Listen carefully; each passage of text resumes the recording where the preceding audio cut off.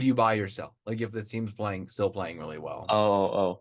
I mean, look, I think you got a few guys here that you can tell obviously right now are playing well. You got Alonso's playing well. Lindor's been heating up, especially with them batting him in the one spot.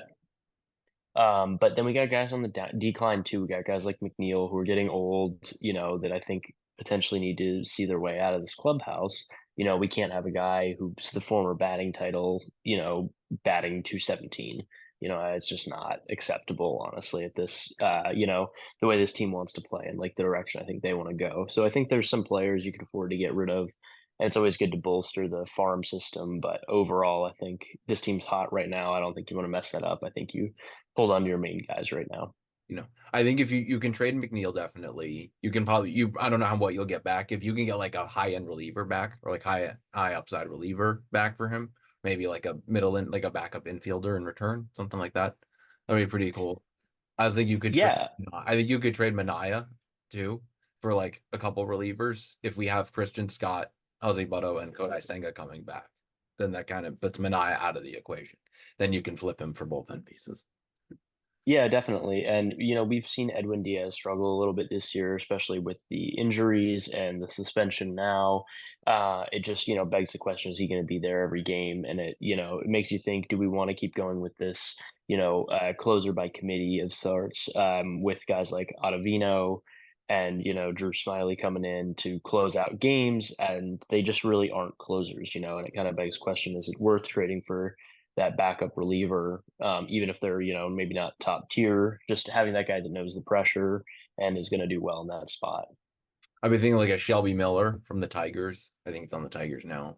Or Andrew Chafin. Yeah, someone like him potentially. Andrew Chafin could be good.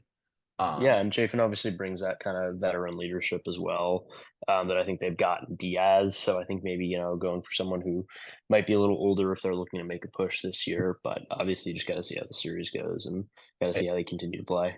I'm really hoping for to see Stearns like really get his hands on this team. And what I mean by that is like you go into like you see the Brewers the last few years.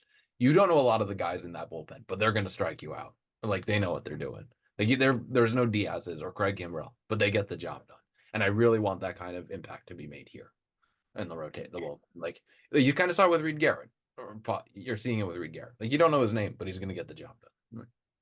Mm. Yeah, and I mean, I think obviously it's a team sport, and whatever it takes to kind of get that win. You don't always need those guys like Aaron Judge or Soto who are standouts amongst their team, because obviously, as we can see, the Yankees starting to struggle here with having just those two, and not getting the kind of work they're looking for from the end of their rotation. And I think it's the same thing goes with pitching, especially with the bullpen, with just so many guys coming in and pitching, even just three outs sometimes. It's such a small sample size, and having that committee be good and having that group be good is a lot more important than having one guy, say Edwin Diaz, for example, where you have one good reliever. But obviously, those guys do make everybody better just by being around them and bringing that energy. But I think obviously, yeah, working as a unit is definitely priority number one, and it should be. Yeah. Another takeaway I have from this series is I think you're really seeing the flaw of the Yankees, where you have Volpe, who's really good, Soto, who's really good, and Judge, who's amazing. But then after that, Mhm. like guys you can't really count on to do anything. And so Yeah, the strategy is walk them or pitch around them. Hope maybe you strike them out if you do good. But after Judge, there's nothing really there's no one really worth avoiding in the lineup, or no one you really want to avoid pitching to. It's Stanton when he's right, but even when he's right, it's not often. Like yeah, you can't count on DJ LeMahieu to get you wins. You can't count on even at this point Anthony Rizzo, who they brought in as supposed to be one of these solutions, and to add to the Bronx Bombers with Aaron Judge, and I think he's kind of fizzled out as time has gone on and just become less of a piece. As we see the guys like Ben Rice, just kind of coming up and replacing him and doing a pretty good job of it. He's arguably a AAA player. yeah, you definitely want to get. Yeah, I could definitely see the Yankees getting aggressive, maybe for a Cody Bellinger at the deadline. That was one of my thoughts. Yeah. Um, Cody Bellinger or some other left-handed hitting guy off the bench, or even if they bench Rizzo and then they make whoever they trade for, they put him at first base. Or yeah, they could even sound like a DH type and put him at first. I don't know what that looks like, but Yeah, kind of a Schwarber-esque player, someone along those lines.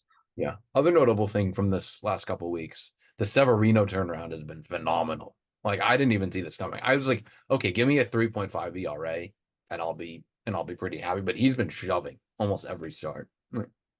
Yeah, Doing it's kinda ironic to see, especially after, they went out and they got, those big guys last year and, the year before that, and just kind of the, change of attitude that, those guys, we expected them to be great, but yet here, we go and we get someone like Mania, who I don't think I speak I think I speak for most people when I say nobody really expected much out of. Same with Severino, same with Quintana, and they've all performed pretty well, honestly, this year for what we expected.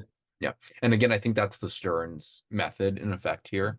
Like, but he's known around the league, but he's not a superstar, nor is Severino, nor is Jose Butto. But they still are good. They'll still get the job done. They can give you 6 innings on a good day, 6, 7 on a good day. Yeah, and that's all you need sometimes. There's, starting pitching is just going so much less, often now and, less innings overall. And it just, you don't need your best guys to go 7 innings every time now. It's, sometimes four will get the job done. Yeah, Just like how it is. yeah, almost not every pitcher, but like a lot of these top end guys are needing Tommy John because they're told to like throw as hard as they can, and eventually your arm's gonna turn on you or break down. Your shoulder's gonna. Yeah. Yeah, it's unfortunate, and it's exactly what we saw with DeGrom, and it's the same thing we've seen with, other hard throwing pitchers, is just that kind of risk of injury, and, obviously DeGrom getting the second Tommy John now, and just the odds of, that comeback are slim to none, and I think that, yeah, obviously just kinda credited to the I velocity. don't want to see this, but I think you could. I think a pencil in Canada for Tommy John's going to be Paul Skeens in the next couple of years. Yeah. So For sure, yeah, I mean, with that size and that, velocity that he brings, you it's know, inevitable. it's going to be. Yeah, I'm going to pencil in Paul Skeens. I wouldn't be surprised if like Kirby needs it. George Kirby needs it at some point. Logan Gilbert, any of those guys. Yeah, yeah. No, there's definitely some hard throwers in the, game right now, and I think it's just obviously a risk, but I think for right now with the, decrease in batting average and, just the overall trends, they have no reason to think that they should stop throwing hard and, winning games. And as we can see with the Mariners, obviously, as you were mentioning, just destroying, the opposing team with the pitching and just that overwhelming number of, hard throwers is hard to counter. Yeah. Also, speaking of the pitching, I was talking to my dad about this earlier. We have an 80. We watched the Diamondbacks get last year get 84 wins and reach the World Series with Gallen, Merrill Kelly, and Brandon Pfaadt.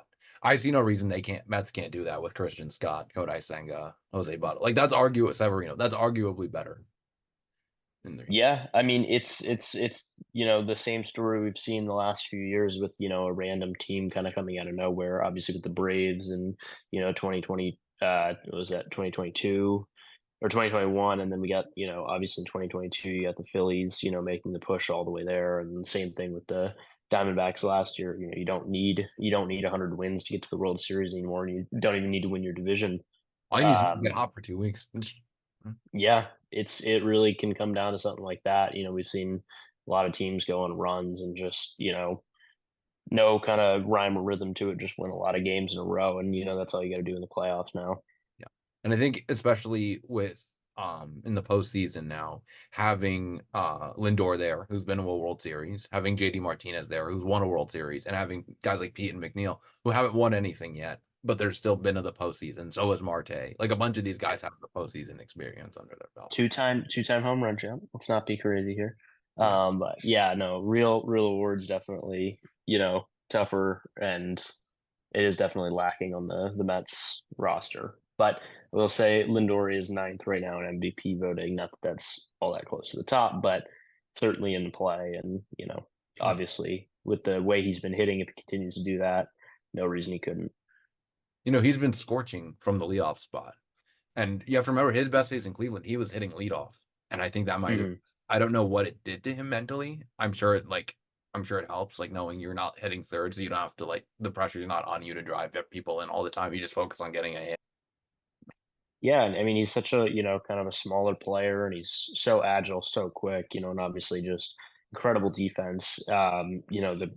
The he's just not built for power. And the fact that he can hit 30 home runs a year is impressive. So he doesn't need to focus on the home runs; he needs to focus on the hits, though, and get those down and continue to get base runners, because that's when you get leads. Run a man on with no outs versus one out from a fly out to the warning track is a lot better. Yeah, And yeah, just you win ball games with base runners. having Lindor and Nimmo at the top has been huge because if you get on Hmm. and you're the pitcher, you don't you can't even take break. You got to face Alonso, then you got to face JD, then you got to face Alvarez, then Vientos. Like the lineup doesn't give you a break.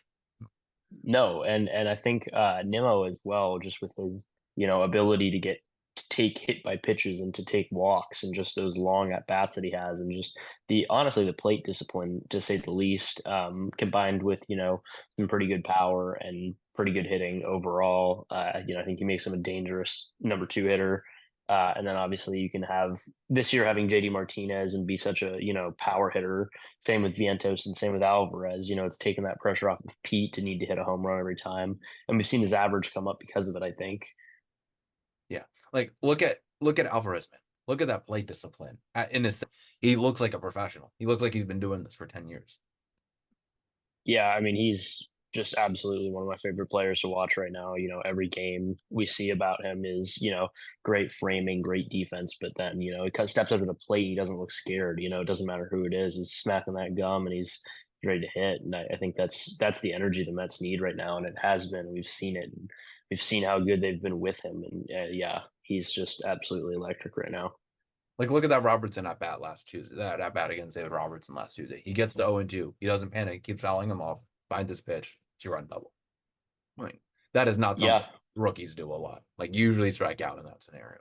If you're and I believe he just raised his average above 300 as well, which for a catcher, we're talking that's uncommon, and having a guy that young, be doing that, and such a stocky build on him. He's meant for power, he's meant for good hits, but the plate discipline's there, and he's been absolutely amazing. yeah, you can clearly no. I think he could go up there with Posey and Yachty by the time his career's up. Posey, Yachty, Bench, Piazza. Like he could end up in the catching Hall of Fame or like catching. Absolutely, yeah, and I mean he's just just a standout player, and we obviously saw him come up through the minors, and we watched him struggle a little bit at the beginning in AAA, but it's just kind of he's shown what he can do, and he's been here now, and he's played well, and he's fought through injuries, and he's just no reason to have any worry with him right now. You can clearly see like this is a guy you can build your whole franchise around. This isn't just like a guy you 2, 3 years maybe. This looks like someone you're gonna have in your lineup for the next 10, 15 years. For sure, for sure. Yeah, he is a fun rookie to watch come up, and he's been phenomenal so far. I think the other thing is he's just that hustle guy. He's that guy. He reminds me of Lenny Dykstra a little bit, with the energy and just the constant, mindset, and that honestly, just mind of steel and kind of locked in on the game. But he's not letting it get him down. We'll be down. I've seen him down a couple runs. He comes up to the plate, and there are guys who will sit there, hope for a walk or something. But no, he's putting that double in the gap, and he's hustling his ass to second. And I think those are the kind of guys you need sometimes. People are down, pick them up a little bit. Yeah, I've been saying this for a bit, ever since I think last year. But the Mets have needed a dog on this team for a while. Like Alonso's good, Nimmo's good, Lindor's good, but they're not gonna fight you. They're not gonna like get in your face. And Alonso, Vientos, Drew Gilbert coming up, they look like the kind of guys that are gonna fight you. And I think having a mix of those two, like the calm leaders, and then you have the guys who will get up in your face and like start fights every once in a while. Yeah, absolutely. And I think teams need that. I think that is, essential for a team. And I think, as you said exactly, I think you put it perfectly. That's the guy we've been looking for a few years, and having him be here and have him have that energy is just something that's, you can't put a price on. And it's just a great thing for the clubhouse. You can also clearly see the effect JD Martinez is having on the younger guys. Like look, their swings look completely different now with him around. Yeah, I mean, nothing, JD has been everything the Mets have hoped for. He's got the power, but he's also brought the average, and that's something that's been hard fought in New York. Aside from McNeil, they have not had a lot of contact hitters and guys hitting, anywhere near 300. And JD right now hitting for power, but he's still sitting right around 290. And that's another thing that, they've been looking for this kind of thing for a few years now. And we've run through a few DHs with, Stewart last year primarily, and then the year before that.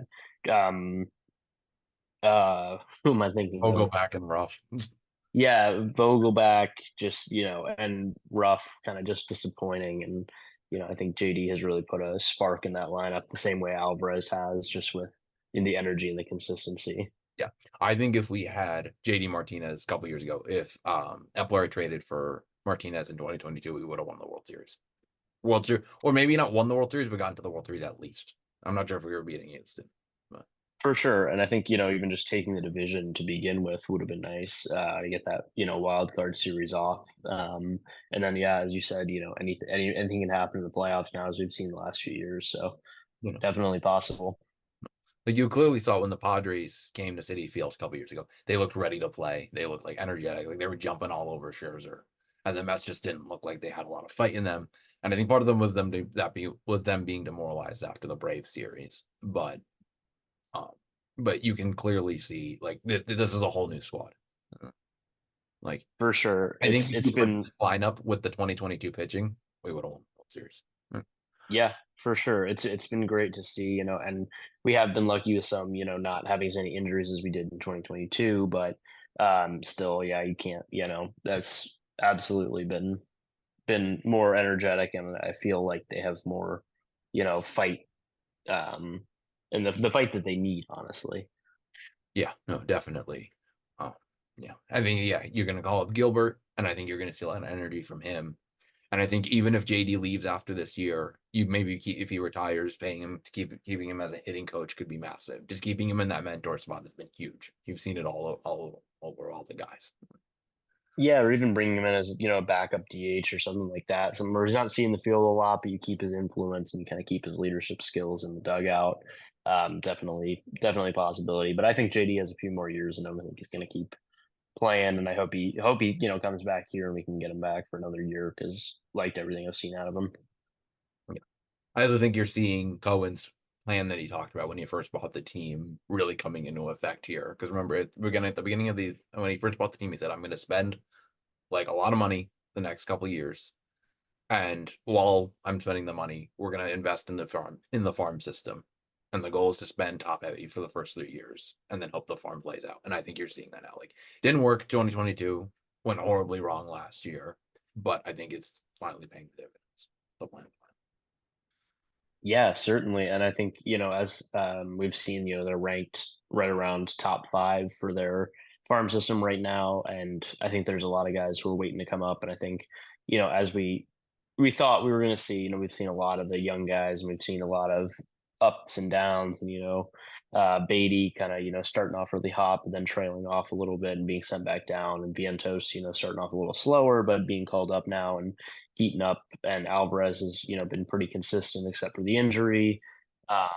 Yeah, been great to see. Love to watch these baby Mets, and hopefully we can see some, Luis Angel, a little bit of Jet potentially, towards the end of the season.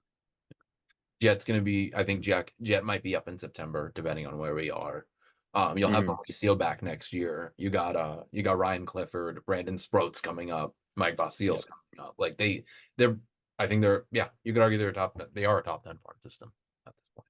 And I think you're clearly seeing like Cohen essentially when he traded Scherzer and Verlander last year, he basically bought three prospects: Acuna, Clifford, Gilbert, and very few owners can do that.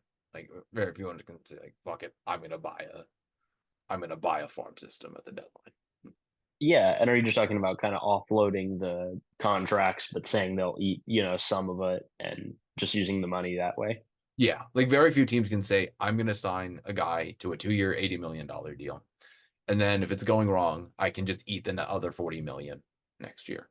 Like very few teams can say that. You wouldn't see that with Yeah. any low market, with any small, even middle market team that can afford to eat 40 million and brush it off like nothing.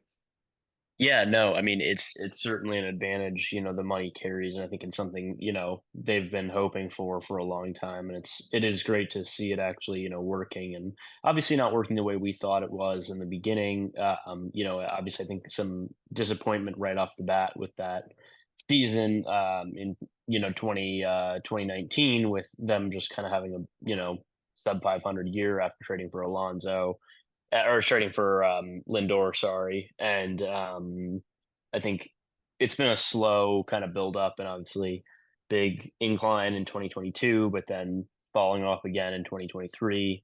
But yeah, I think we are definitely seeing kind of the results of that money, and the ability for Cohen to use it in a smart sense and kind of use it the way he has as of recent, and essentially buy prospects and be able to buy players. I think Cohen, I think he also won last year. You can't really buy a World Series. Even the Rangers, sure they had like Seager and Simeon, but they also had Evan Carter up, Jonah Heim, Josh Young, like homegrown guys. The Mhm. Astros from last year, they still had Altuve's not young by any means, but he's still a homegrown guy. Bregman's homegrown. Al Jordan's home. Pena's homegrown. Mhm. It's got to be like a mix of homegrown guys, and then you're you're paid firepower, like guys. Yeah, yeah, no, and I think definitely, like, the investment in the farm system last year, and obviously there's a lot of, like, fans that were displeased with that idea, but, I think overall we're seeing this year that it's paid off, and it was the right move to invest in that, and that is certainly something that's more difficult to achieve, um, and does obviously just take longer since you can't really buy prospects the way you can buy free agents. So definitely something that's nice to see. I also think you can. I think also David Stearns. What I'm most excited about with him is we've seen what he can. He's turned the Brewers operate in a very small market, and he was able to churn out consistent 90 win teams. Imagine what he can do with his skills with the Brewers plus unlimited money. Yeah, no, I think you're onto a great point there, with just kind of the taking the guys from those teams and putting them into the Mets system. But I think in the same way that we tried to buy, these big players that we can't necessarily expect that that's always going to work. Just in smaller market teams are going to operate in a different system than big market teams are, and those small market mechanics may not like translate to a team like the Mets or the Yankees or the Dodgers, who have that big payroll and can spend that money. So I think we'll have to still see with Stearns. Obviously, we thought with Buck, the same thing would happen, and obviously we did get to 101 wins, but I don't think we can't expect that to be consistent as we saw last year, just with that steep decline. And I think that's something to just watch out for in the coming months and years. Definitely. And I think it's going to take, I think, again, Cohen's plan, it's going to take some time, but I think he can bring us a championship in the next 10 years. Definitely. Hopefully five, maybe a little sooner than that. Yeah, yeah. Um, We'll have to see.